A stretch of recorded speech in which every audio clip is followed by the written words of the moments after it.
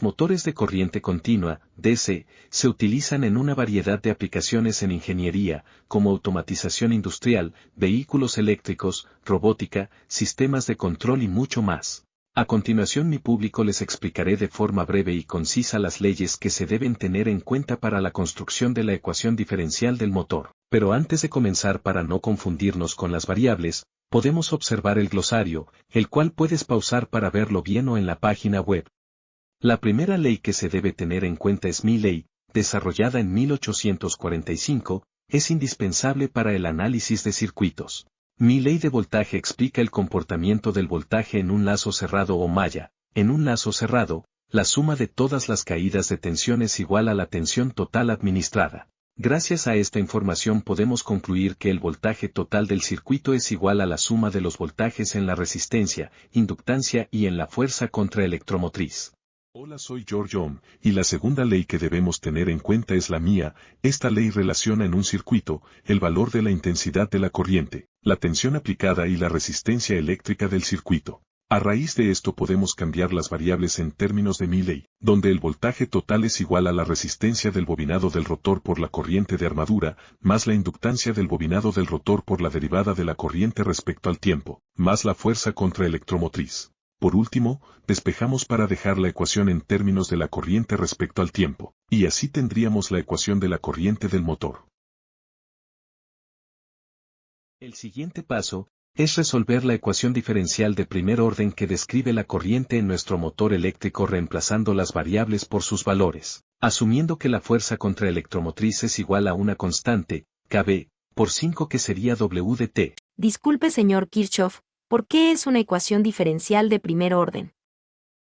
Esta ecuación diferencial es de primer orden ya que la derivada es de primer orden.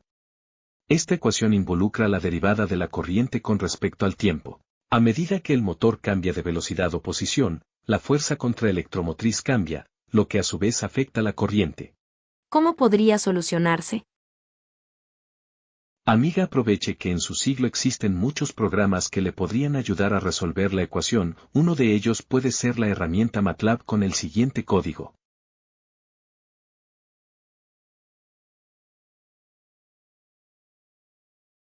Si no se dispone de estas herramientas tecnológicas, uno de los métodos tradicionales para resolverlas sería usando el método de ecuaciones diferenciales lineales. El paso a paso de cómo se resuelve se puede encontrar en la página o puedes pausar el video para ver el procedimiento con calma.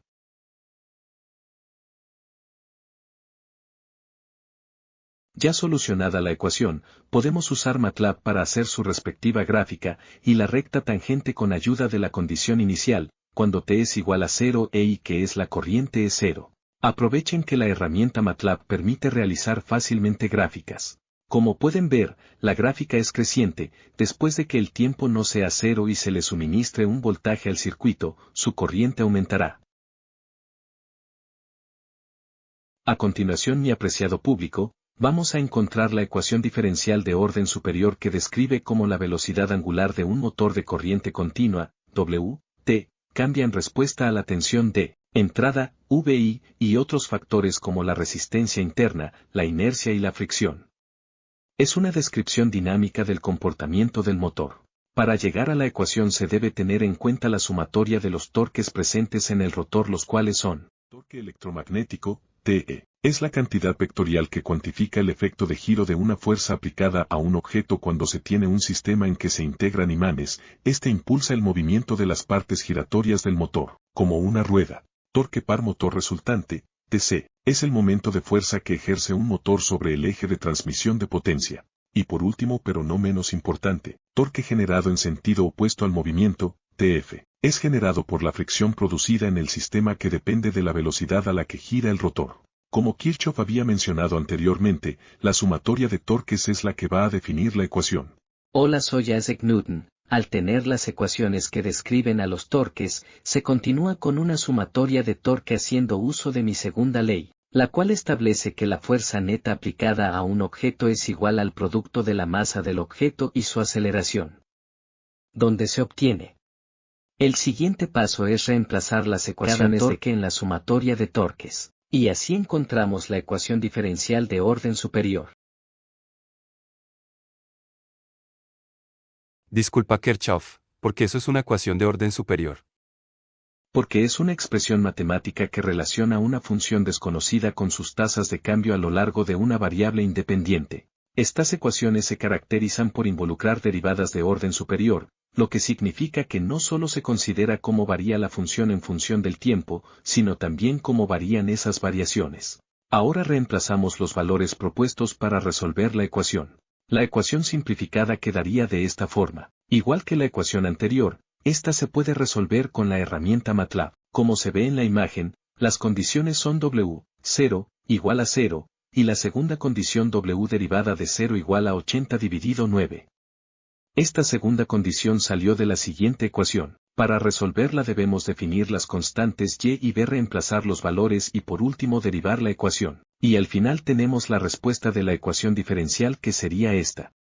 Si no tienes la herramienta MATLAB, el método de superposición puede ser uno de los que puede resolver la ecuación. En este método, se resuelve la parte homogénea, complementaria, de la ecuación diferencial por un lado y la parte no homogénea, particular, por otro, y luego se suma la solución general completa. Es una técnica comúnmente utilizada en el contexto de ecuaciones diferenciales lineales de segundo orden.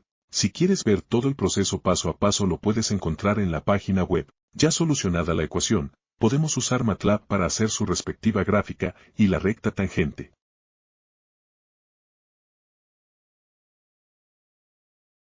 Analizando todo, podemos concluir varias cosas. Los motores de corriente continua son ampliamente utilizados debido a su capacidad de proporcionar control preciso de velocidad y posición, arranque suave, reversibilidad y alto par inicial.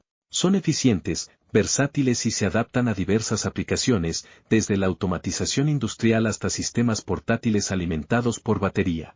Estas características hacen que los motores de DC sean una elección común en muchas industrias. En el modelo matemático de un motor de corriente continua, se utiliza una ecuación diferencial de primer orden para describir la corriente debido a la relación entre la tensión aplicada, la resistencia interna del motor y la fuerza contraelectromotriz, FSEM. Esta ecuación captura la dinámica de cómo la corriente cambia con el tiempo a medida que el motor arranca, se mueve y responde a variaciones en la tensión o carga. Y por último, la ecuación diferencial de segundo orden en el modelo de un motor de corriente continua permite abordar dinámicas más complejas, como la inercia y la respuesta a fuerzas cambiantes, lo que resulta en una representación más completa y precisa de su comportamiento en aplicaciones de ingeniería y control. Hola, soy Pierre-Simon Laplace. Los métodos descritos anteriormente por mis colegas son correctos, sin embargo yo tengo mi propio método, el cual es más rápido, pero será explicado en otra ocasión. Gracias por su atención, esperamos que hayan aprendido más sobre el funcionamiento del motor DC.